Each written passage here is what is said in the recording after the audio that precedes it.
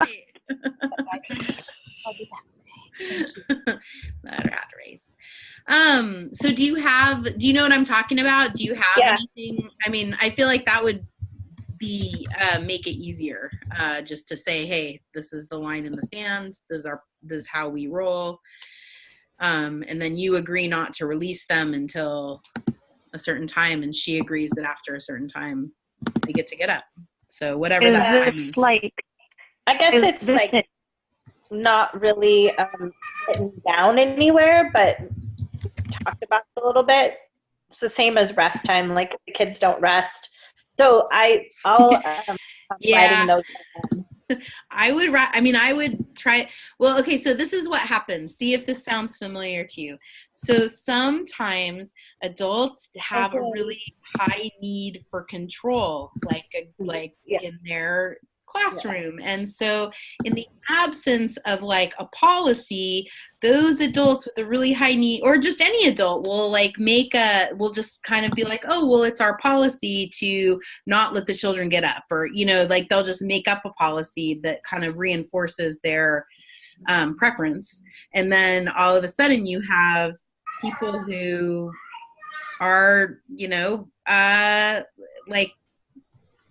taking over, you know what I'm saying? I feel like there's just, in the absence of a clear boundary or a clear guideline, then you're just, because there's no common, for lack of a better term, common sense.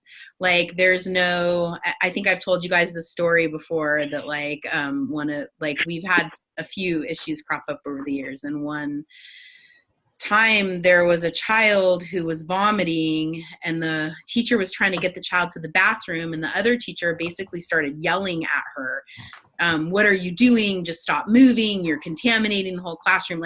Totally unloaded on her. And so the one teacher was like, well, common sense tells me to take this child as fast as I can to the bathroom.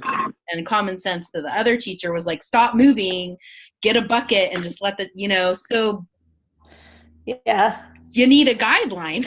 You need you need some leadership. So that's the thing that nobody really likes to have to do in their classrooms, but it's the thing that makes for a lot more clarity, and then less times when you have to have those crucial conversations, right? Or is it critical? Yeah. That's so funny you said that about the vomiting, because she is a total germaphobe. And so she's when the kids go in and use the bathroom, she's like, did you wash your hands? Did you wash your hands? Did you flush your toilet? Did you wash your hands? I'm like, leave them alone. They know the process, and maybe they won't wash their hands one time, but it's okay. No, wash your hands. Well, I know, but it's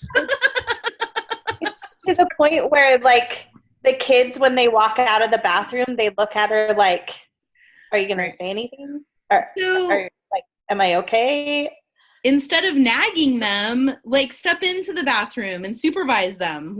That's, there shouldn't, she shouldn't have to ask, did you wash your hands? Because she should have been supervising them. And if they didn't wash their hands, she can help them. Let's count to 20. Yeah. So then that's the other thing. Did you count to 20? Did you hear it sing a song? I'm like, leave them alone. I just watched them. And then she'll if she didn't see it, she'll look to me and say, did you see him wash their hands? I'm like, you're saying to them that they're lying. Stop. So anyway, sorry. That was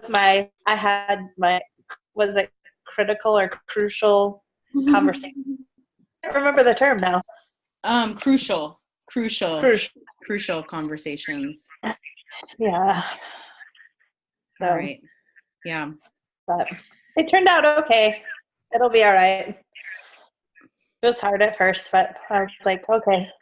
It is hard at first. It's funny that this is a really timely topic. I had teachers completely melt down in my office yesterday, crying, the both of them, about tone. One of the teachers started to talk with the other one about her tone, And then she said something, she made a misstep, and it completely derailed the whole, you know, like the legitimacy of her argument, which was valid. I mean, she had valid feedback for her co-teacher.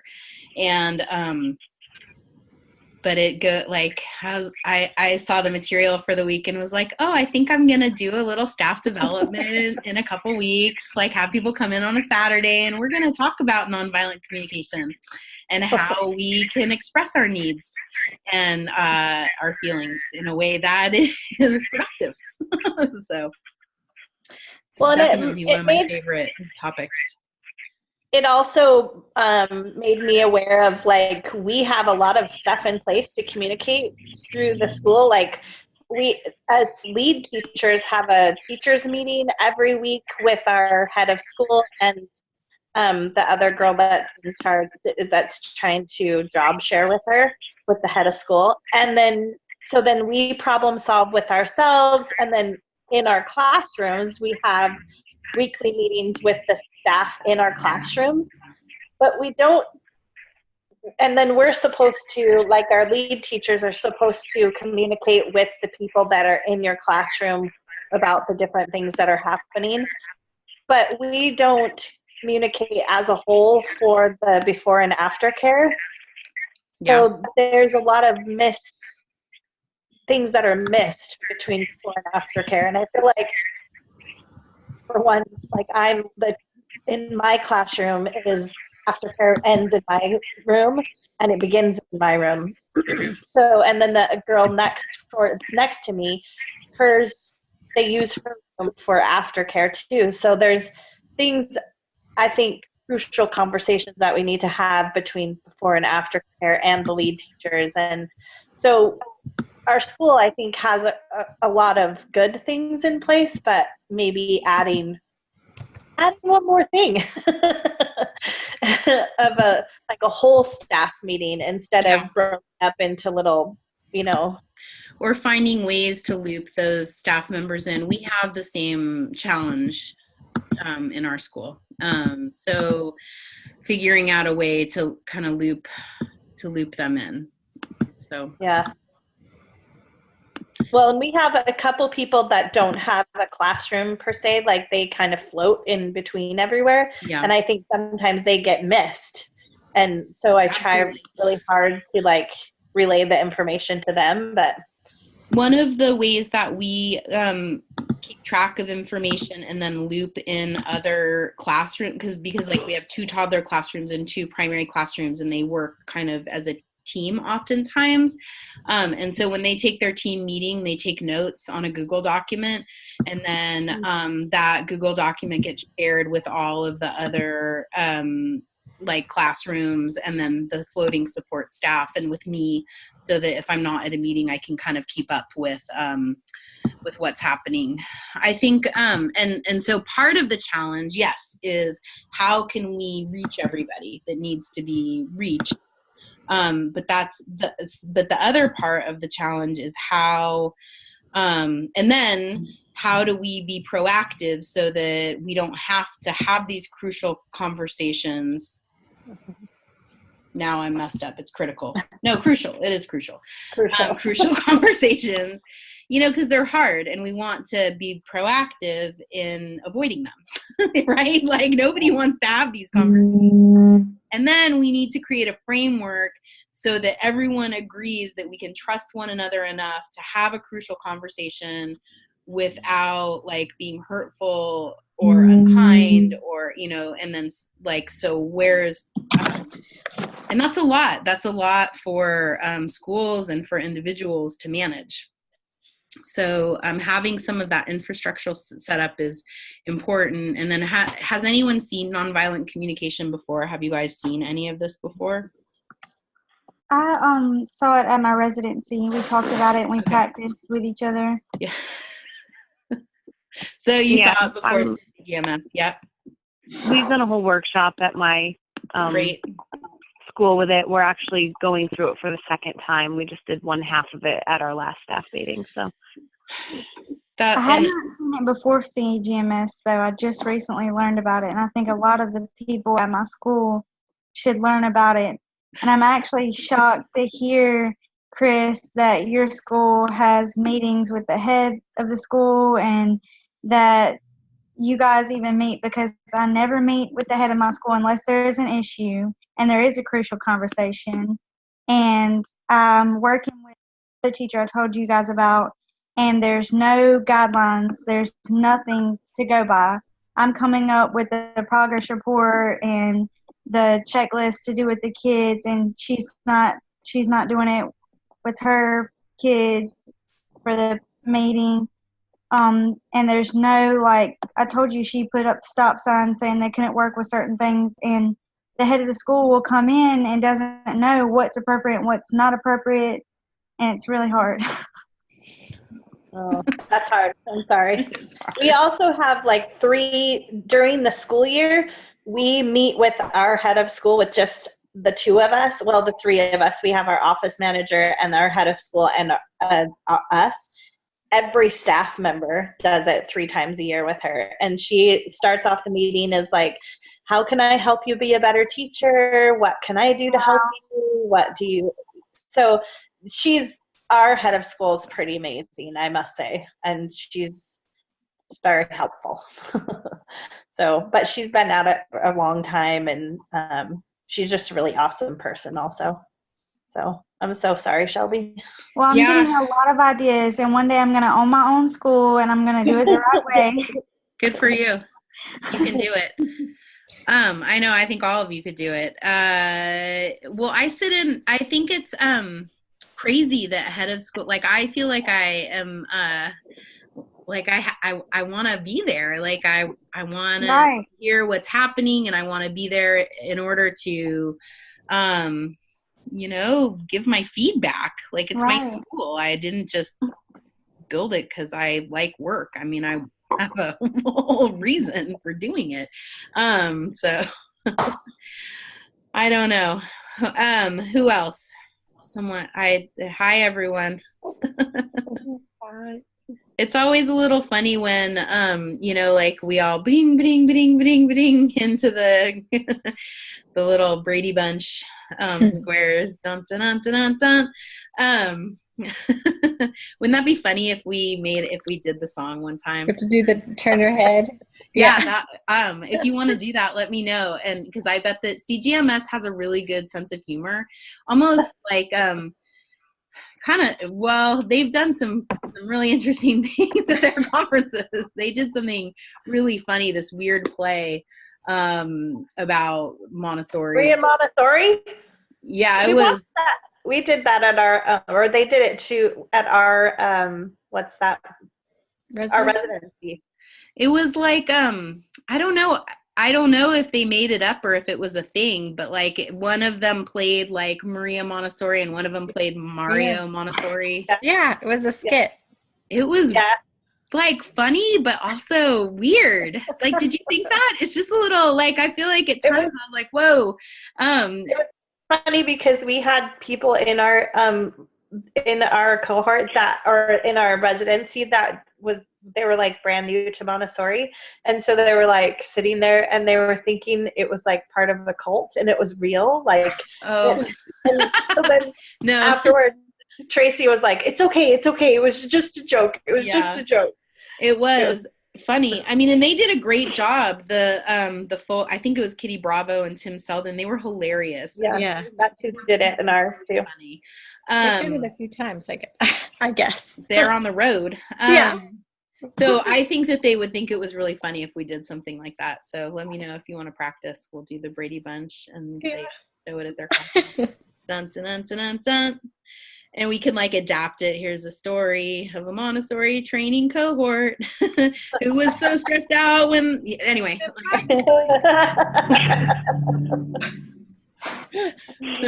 Yeah, that can be like our final project. Our final. I know. Yeah. Well, so yeah. So Shelby saw nonviolent communication in the CGMS, Laura, you're lucky enough to do a whole digging in to the, I mean, it's, I think it's pretty cool, personally, but, and then anyone else, did you guys hear about it or know about it before? We've done a class at our community college. They put it on a lot of times. I don't know what they are called, like the people that are in charge of the STARS program. And they do the continuing education for the early childhood. Mm-hmm. Well, so they've put it on a few times, and we've went to it.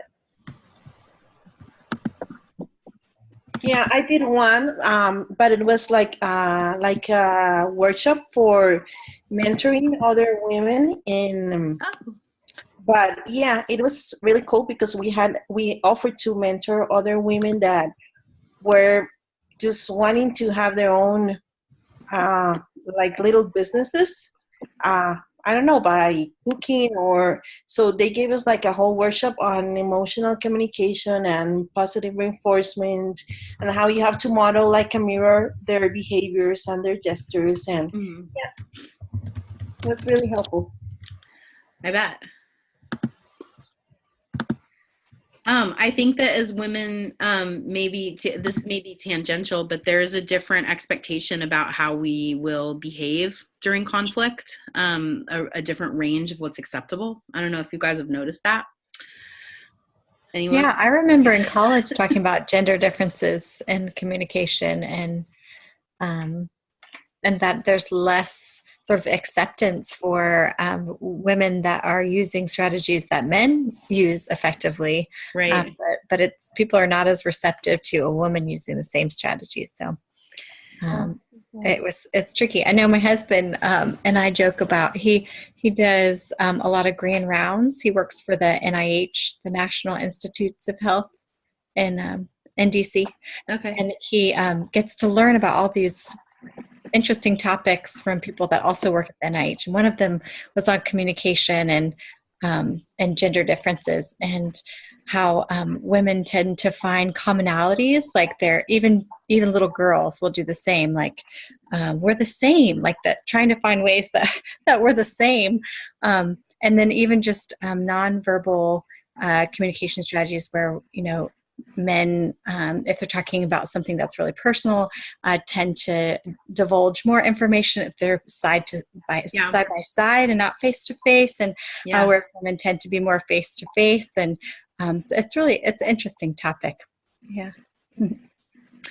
No, I think it is too. Like I'm less likely to make eye contact more frequently when I'm talking to the dads, especially if there's like some sort of a conflict. Like I'll like when I do make eye contact, it's usually at neutral times, and like so I don't know if that's. I don't know. It can be really, really hard sometimes, especially when there's anger, when there's like big emotions. And I've been fortunate to have very limited, like parents like really like expressing a lot of hostility. So usually like there's like no one's ever like yelled at me, like, whatever. I had that last week. Oh my goodness. I read your post. You got to get closer to the mic. Was she actually yelling at you? Oh my God. I'm alive. That's a good thing. Yeah. It was crazy. It was really crazy. But it's sometimes you just don't know what to do. Like, you're doing the right thing, and I don't know. It's sad. It's really sad how people, there's no manners, there's no niceness. It's all just, they take you for granted, which is fine because in their head, they're paying you. However, it's like, I don't know. And then it even got to the point I said that, we're actually trying to work one-on-one with him. So every time the school has an extra person in the school, they send us a teacher that we are able to work directly with their child. And the parent goes, so you're telling me that you're not doing your job, and that's why they have to send somebody else into the classroom. And I honestly at that moment I said, I really don't think you're getting my point, and you're twisting my words. and I really don't feel comfortable having this conversation because it felt like he's just trying to attack me in a somewhat way. And he didn't expect me to say that to him either after that. And I said, if you want to have this conversation, we need to have it with another person. Yeah. I can't, I said. And I said, I really have to get back to work right now. And I cut it off that. And Good. no way. It's sad. It's really sad. Yeah. Well, I think that that you probably did the right thing. I mean, as soon as you get into a place where you are uncomfortable, and I think that your language was great. You know, I'm uncomfortable with this conversation and the direction that we're going, and so, you know, I'm gonna close it, and we'll talk again when there's a witness present. Exactly. That way it's not my word against his word. Yeah. And of course, it's the customer. You know what I mean? And I didn't want to put myself into that position. I was like, no way. Yeah. It's tricky because sometimes you do have, as an administrator, you do have, and as like a lead, you have to kind of do a little customer service. And, you know, I don't know. And I wasn't ever, I mean, I guess I've worked customer service, but I'm over it. Like, so I don't know about you all, but I have to dig really deep.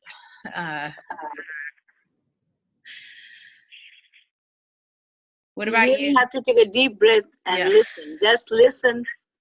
And that's the best way, you know, you listen and try to let the person expose everything, all the hot stuff. And then, is it echoing something? Yeah, I think if you don't have headphones, that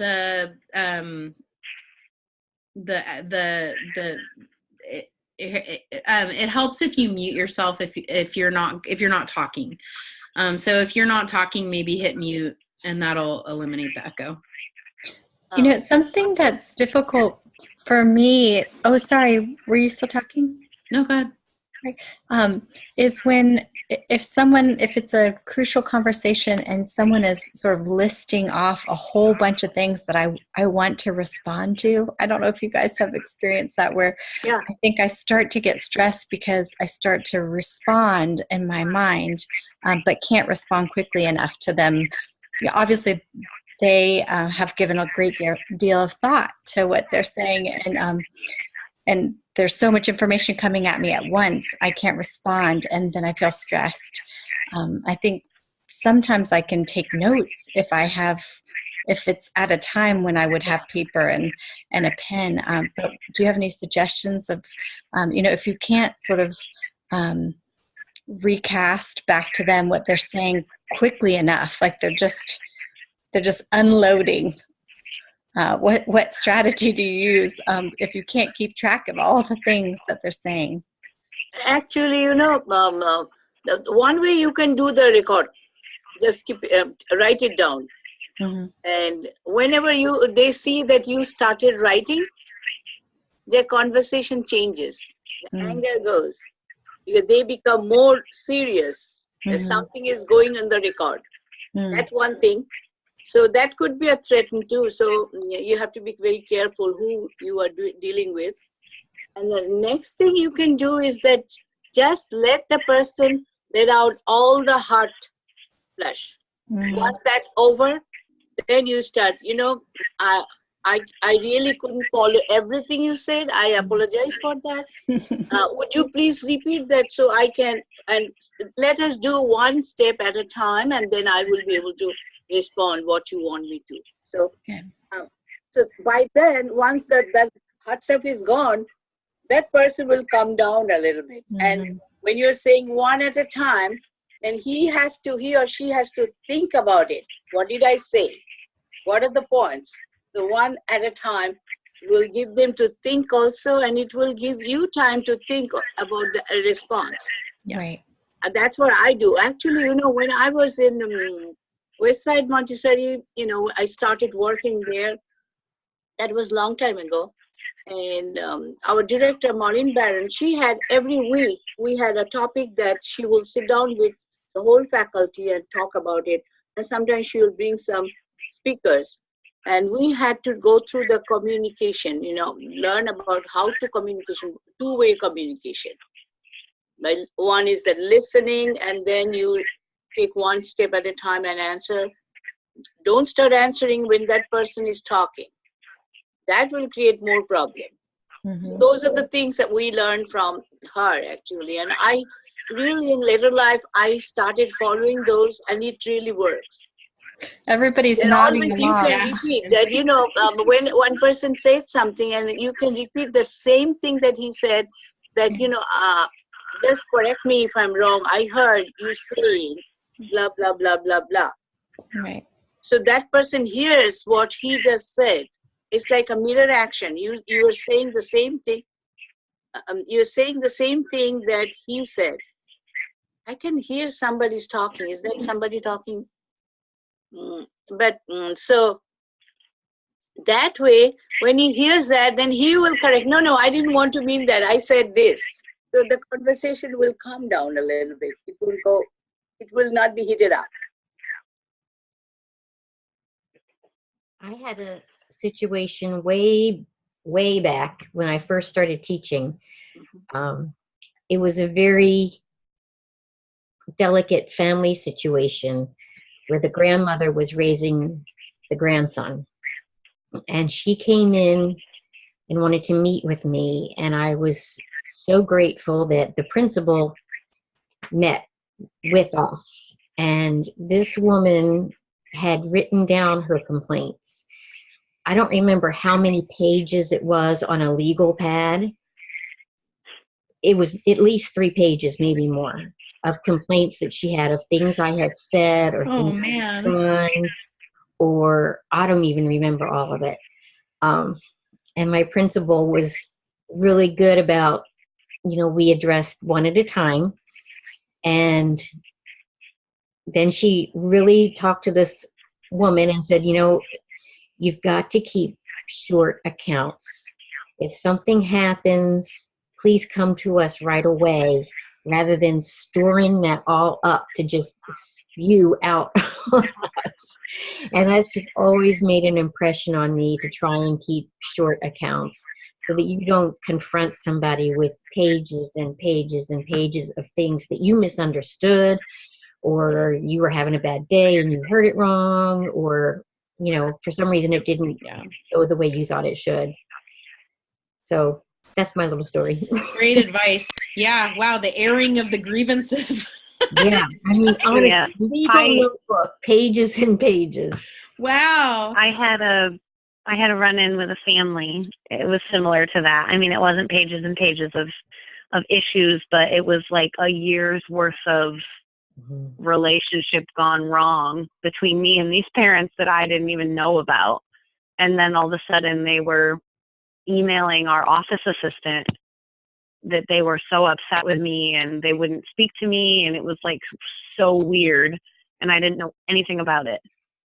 It was.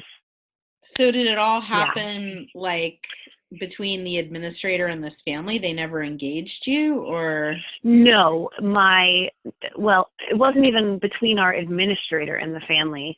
The family was emailing our office manager lady, because it was also in regards to moving their child up, and I was, I had other reasons that I didn't think their child should move up yet, and turns out they were really mad at me for something I said at a mutual friends.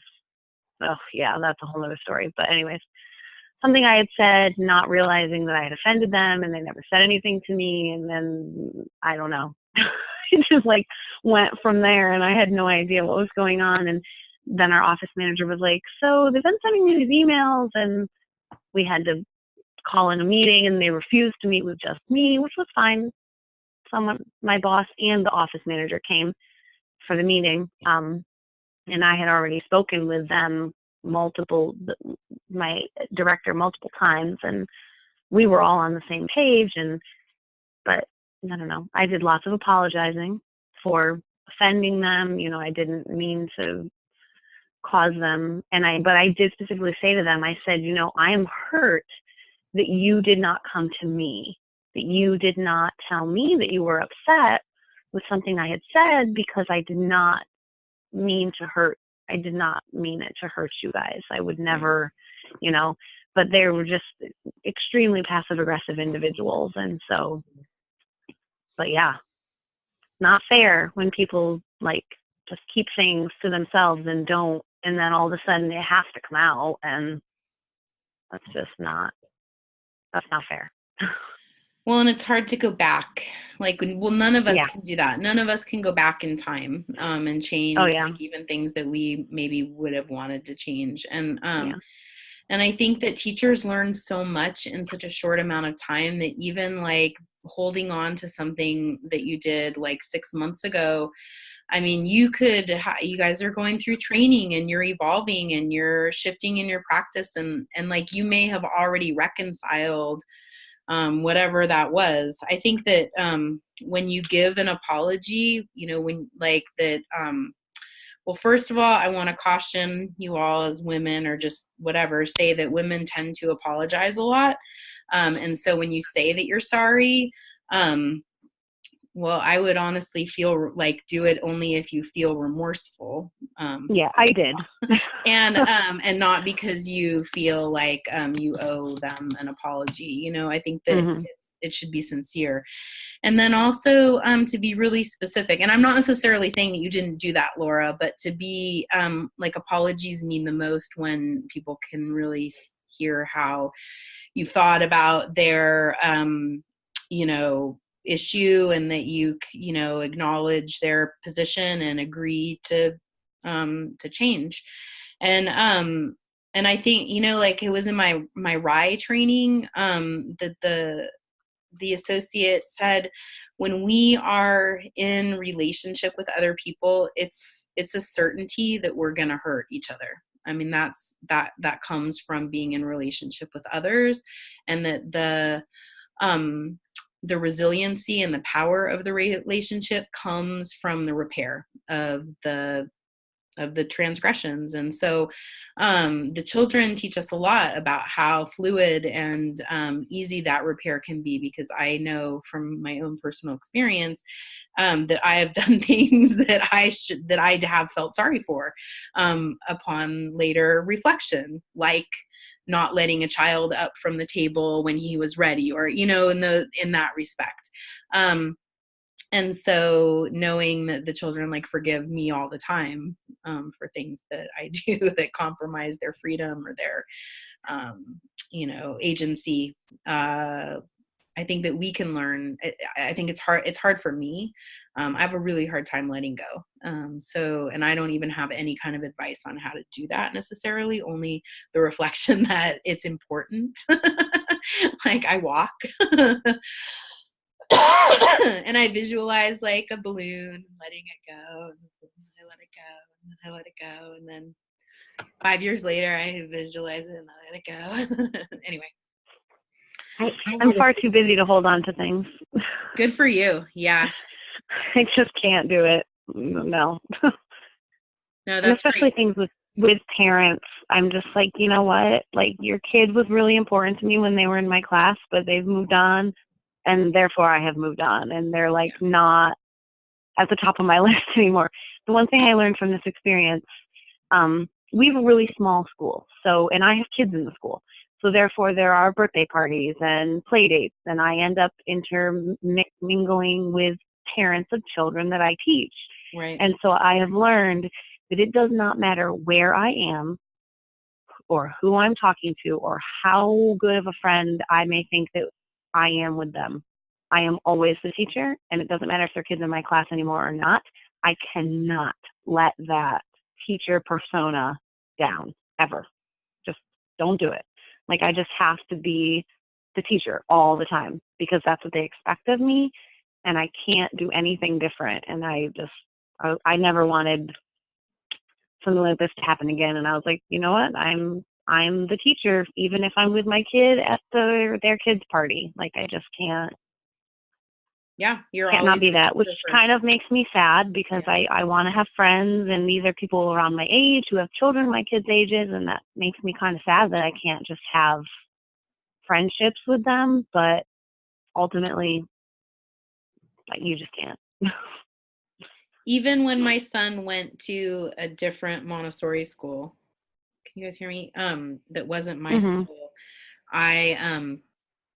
I felt like the teacher. Like I never felt like I was part of the parent community. Like whether that was a perception that I like put on myself, I don't know. But I always hung out with the teachers, like, and there is a difference. Like it's like you have to be professional all the time. So, which is a burden. I mean, it's, it's too bad that you can't just kind of. Well, thankfully I have other adult friends outside of people whose children go to my school. So, but. Well, does anyone have anything like really burning that they want to get off their chest? Did this spark some? I think it feels really personal to a lot of us. I would like to share a little something. Years ago, my husband did something that really offended and hurt me, and I had to forgive him. It took me a while. But the way I did it, I made up my mind to forgive him because I knew he didn't really mean to hurt me. And then whenever the thought came into my head again, I had to say in my mind, I forgive him. And this took maybe a year of every time it came into my head, I mentally did it again. And eventually I was able to let it go. But so that's just a little piece of wisdom from the years speaking. I love it. Yeah, I'm gonna try that. I'm with you there. Thank you. I do that. I have a similar situation actually with my husband too. We were just engaged at the time, but anytime it pops into my head, I'm like, we are not going there. That is dead. That is done. I am not going there. Yeah. So see, I say I'm busy and I don't have time to remember things. They do still pop up sometimes, but I do not allow myself to go there. Like, we are not having this pity party anymore. We're done. And the older you get, the easier it is to forget things. So hopefully that Alzheimer's will set in pretty soon and we won't have to worry about it. But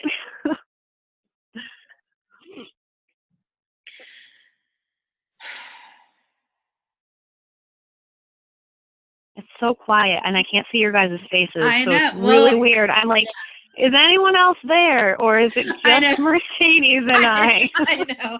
Well, I've been trying to give a little more space. I mean, I have obviously, you know that I'm always have something. The hamster never sleeps. There's always something happening. Oh, I was gonna tell you, Mercedes, after we talked about my strategies with one child who was not sleeping. Oh yeah, thanks for bringing that up. Last Thursday and Friday and today he slept. And I was like, yes. I was just very insistent and it took him a really long time. There's like an hour's worth of crying and fussing, wiggling, but eventually he does fall asleep. So yay, success. I hate that he's crying before he goes to sleep, but I mean he has to sleep. Like, he's 18 months old. He can't not take a nap all day at school. So no, and I mean crying is hard, but it is, it's communication. And so if you thought of, think about how, just whatever, your partner or your friend just like sitting there talking to you about how uncomfortable they are and like how much easier that would be to manage. Yeah. But this guy, he just they don't have a lot of skills. It's communication. Yeah, no, he doesn't. Yeah. So he's bummed. Cries and says, Mama coming. Yeah. And I'm like, Mama will be here after school. But he's also, he doesn't start to cry until he almost is falling asleep. Like, it's also a highly convenient way for him to keep himself strategy. Awake. Yeah, no, it's a good strategy to be. He's a professional. Yeah. He's a pro at getting what he wants. He'll get there. But he's doing well and he's napping, and that's the most important thing. Because I also, like, if there's one thing throughout the day that will really just honestly kind of like tick me off. Like I try really hard not to let it make me mad, but sometimes it does, and I have to like breathe, is when kids refuse to sleep. And I just like, I need some time while they're sleeping to sort of decompress a little, get some stuff done. And when they don't sleep, I'm just like, makes me a little cranky. I have to get that that solid hour of all kids sleeping.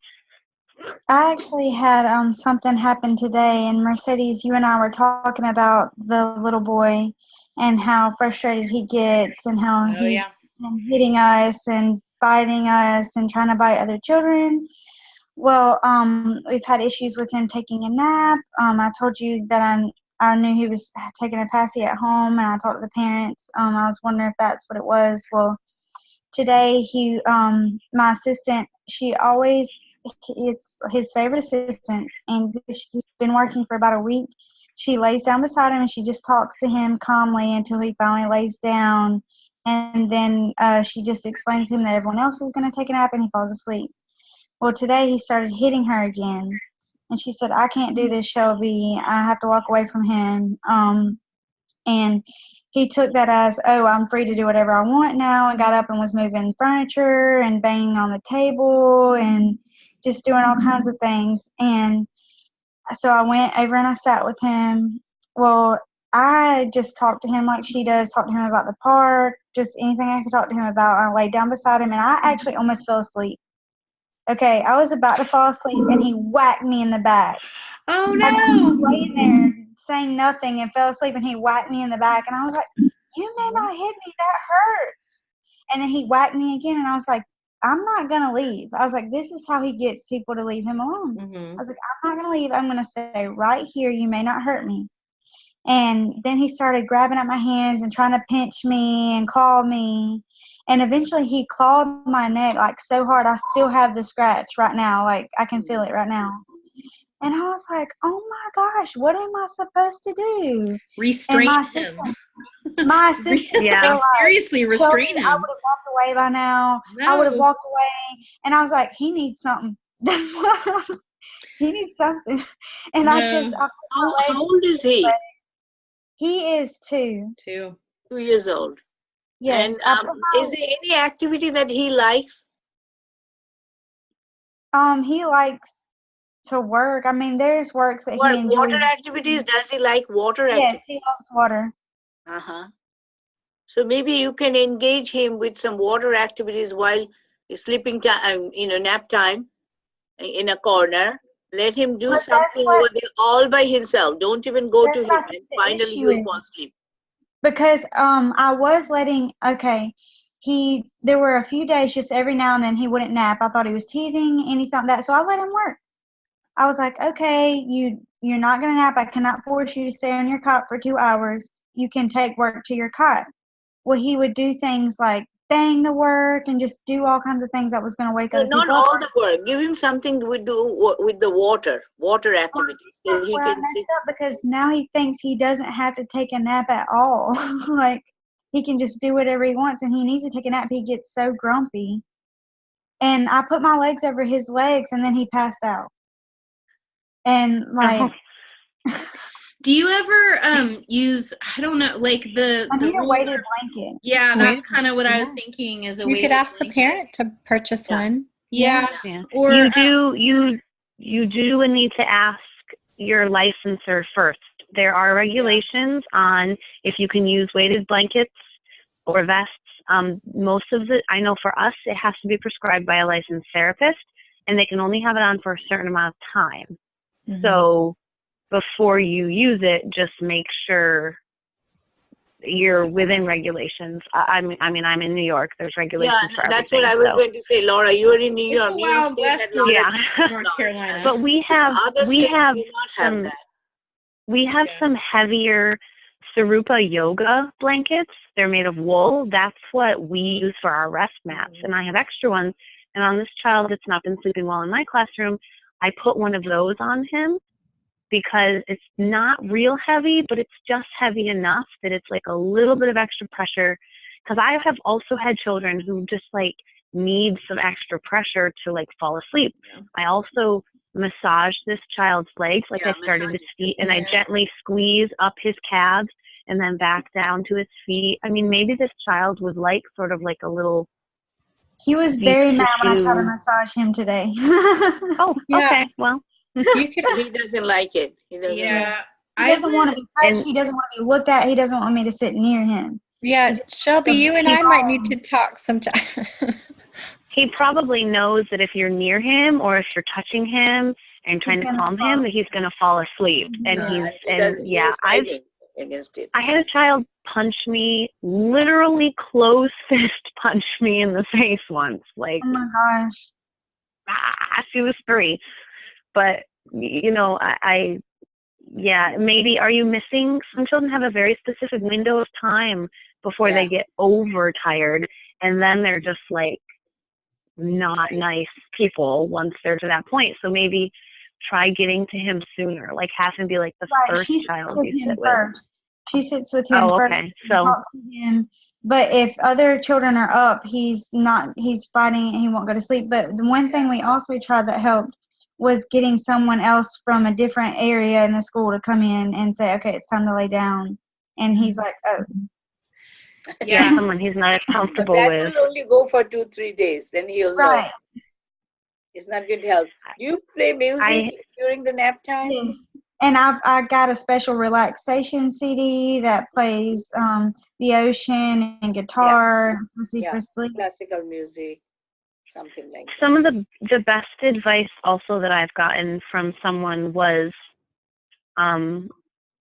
to start from the beginning with how you want it to always be. Like, so as much as we, you know, try to find what works for each child, and there is, I mean, clearly that's important, but if he's not going to respond to anything, then you might, you just have to set a clear limit. Like, this is what we're going to do. This is not optional.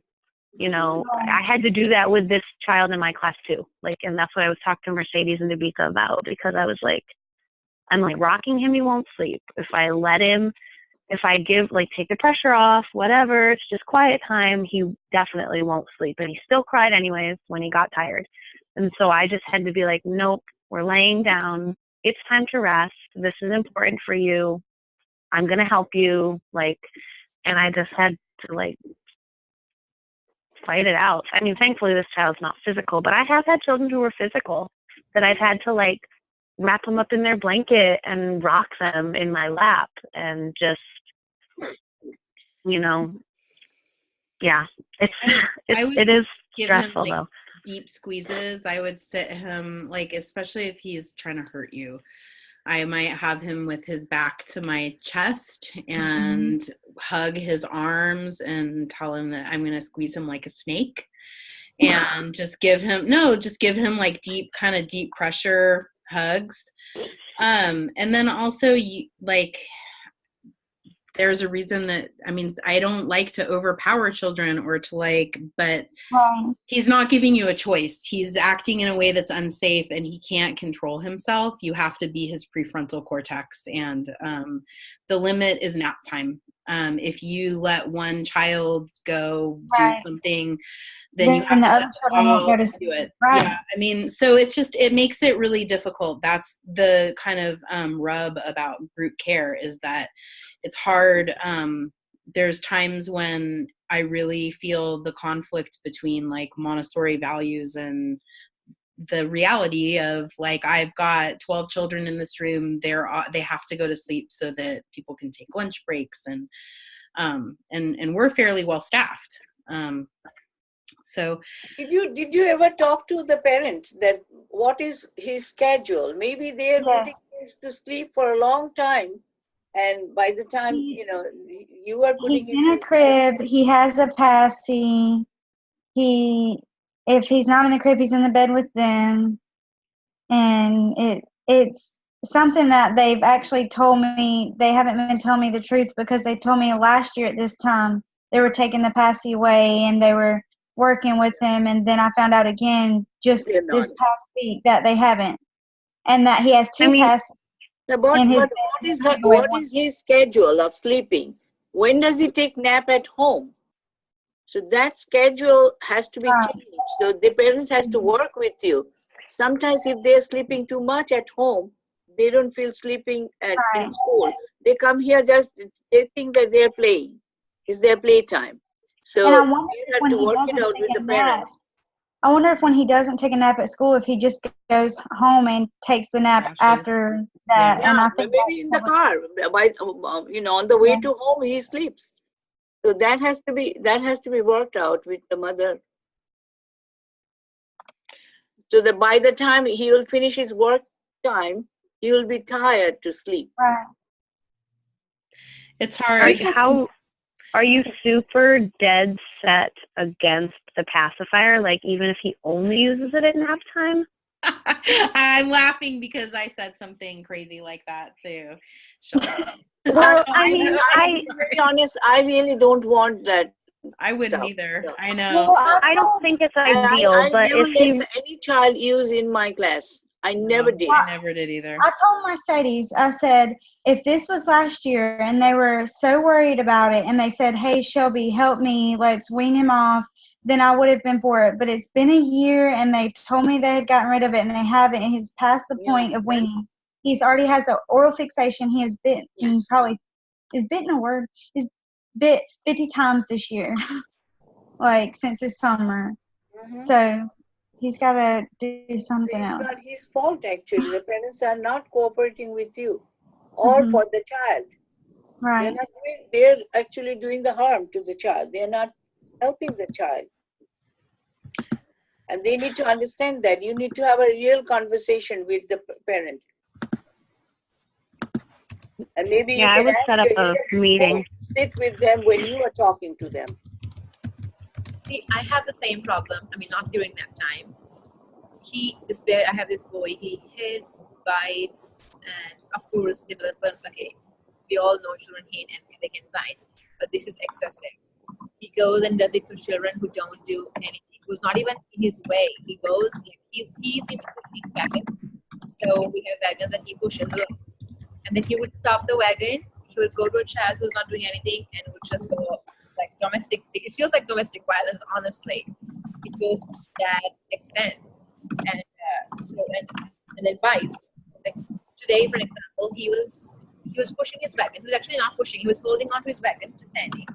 And a child walked by him. It's not even close, but by him, you know. He stops and he hits the child. The other child just walked away, probably because he didn't feel it, whatever, you know. He goes behind the child. It's all happening like a matter of 15 seconds. He goes behind the child, puts him on the floor, and starts biting him. So, I don't know. This is constant. Like today, he was in school probably for about 6 hours.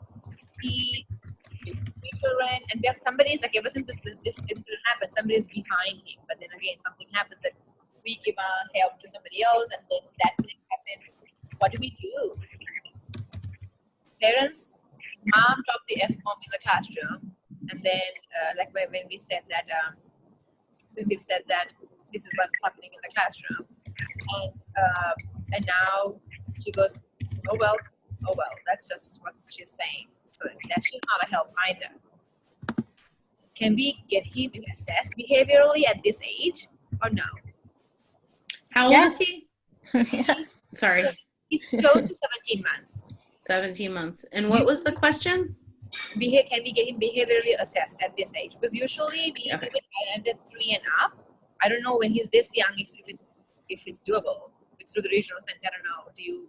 You really have to have lots of records keeping, you know, you have to keep the records, the frequency of his activities and how often he's doing that and what moment he's doing it, what is his emotional, you know, if he's angry or if he's frustrated, what is happening.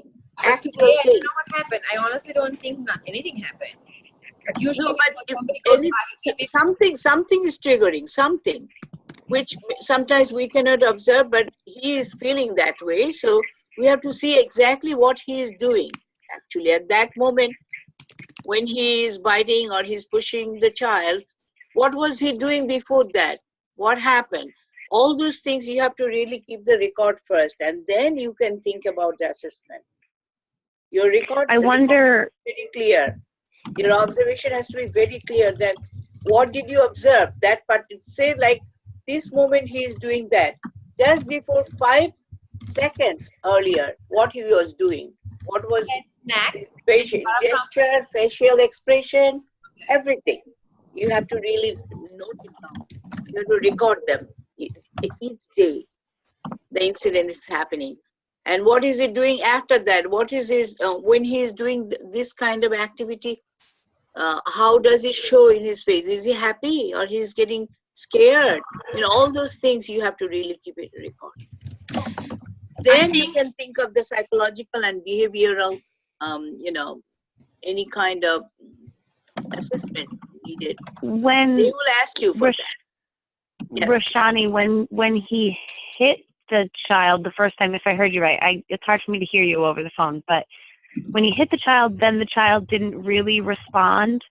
So he went out, but you can see that. Like he was, my thing is he thought that the other child, he thought that no one was going to come and get his weapon. That's what I think, you know. But yeah, I just wonder if the teachers in the classroom had a reaction when they saw him hurt the other child, and then maybe if he's looking for reactions, like and then he pursued the child farther to get more of a reaction because he realized that it like got him some sort of attention. Very good point. That could be the reason. I think that could be, that does make sense. Maybe he needs to spend more time with a teacher in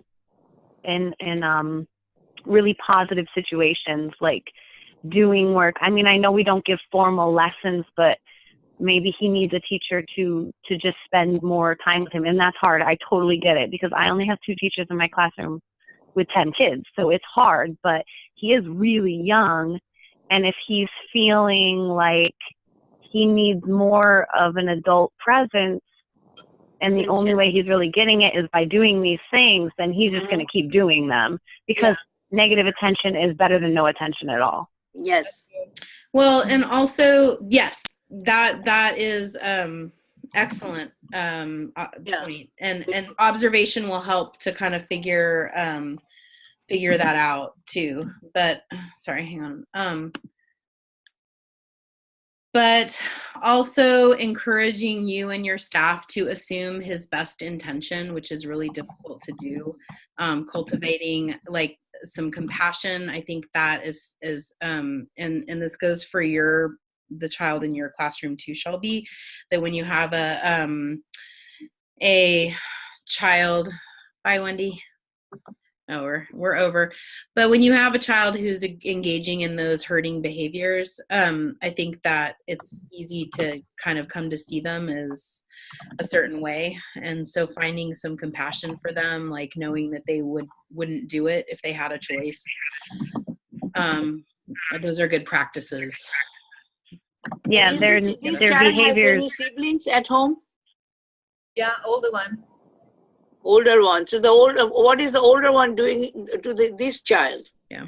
There's another point you have to figure out, find out. We know Piper because Piper is one of our old students too. No, but you know what? That's why I prefer for a home visit. Yeah. If you have a home visit, you can see what is actually this older child is doing to him. And he is trying to do that over here. You never know. Yeah. I haven't heard anything from Kathy or Casey. So before we sign off, maybe take a second to just update us. Yeah, sorry, I came in late, and I didn't want to interrupt the conversation that you guys were having. I came late too. What?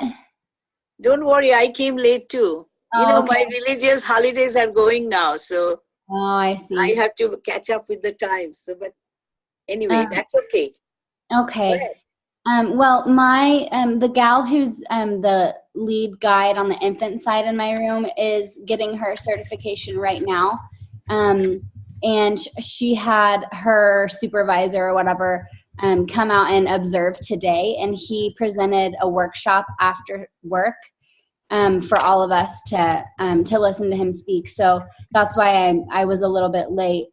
But can I vent? Can I vent a little bit? So obviously, like I think CGMS is the best. I'm maybe a little biased. I'm sure she probably thinks the same thing. But I just felt super judged by this guy. Like, okay, so, and in my defense, we just had our third teacher who was in the environment leave. We hired her at the beginning of October, and she didn't even make it a month, and she didn't even finish her 2 weeks notice. She just left. So it's me and Amber, the gal that I've been working with for almost 2 years now.